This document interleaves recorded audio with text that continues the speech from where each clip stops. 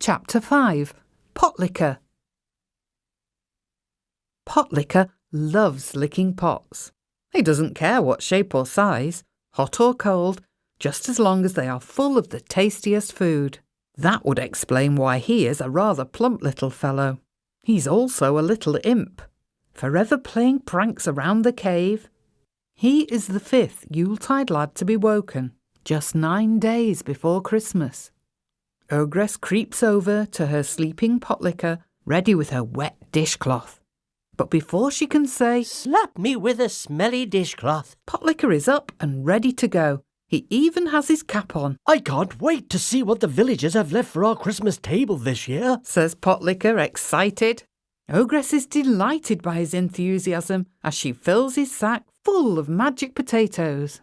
But while she is distracted, Pot Licker flings himself at the big black pot. Woohoo! High into the air he jumps, diving towards the bubbling cauldron over the fire. Ogress was expecting some sort of prank and grabs his leg, hurling a sniggering Pot Licker onto the sack of potatoes. "You'll remember what to do with these potatoes, I hope," growls an irritated Ogress. "They're payment for the food you'll be gathering from the villagers. Now get out of my sight." Ogress launches Pot Licker out of the cave. The Yuletide Lad dreams of finding lots of tasty food as he dashes over the snow and down the mountain. He's daydreaming so much he doesn't look where he's going. He trips headlong over a big white mound. The white mound begins to move and keeps moving and growing until it's bigger than Pot Licker himself. It's a polar bear who doesn't appreciate being woken up from its winter nap so painfully. It lets out such a terrifying roar, it almost blows poor Pot Licker's hat off. "I'm so sorry. I really didn't mean to wake you, Mr. Bear. I'll never wake you again, I promise." He grabs his sack of potatoes and disappears off down the mountain. All the polar bear can see is dinner getting away, its mouth drooling at the prospect of an unexpected meal. Pot Licker scampers as fast as he can, but the bear is gaining on him. Ahead, he sees the seashore. Behind, a hungry polar bear. Poor Pot Licker can go no further, nor can he turn back. Any hope of saving himself seems lost.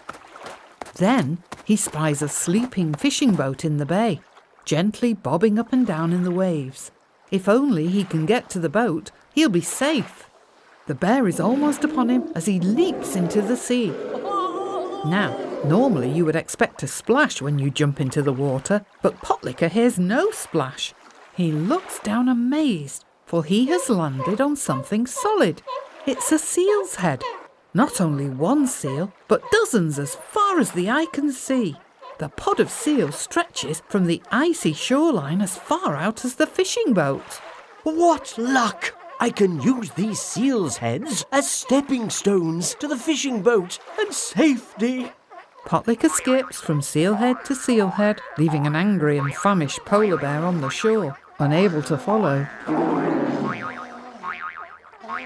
The seals finally take exception to being stepped on and swim away.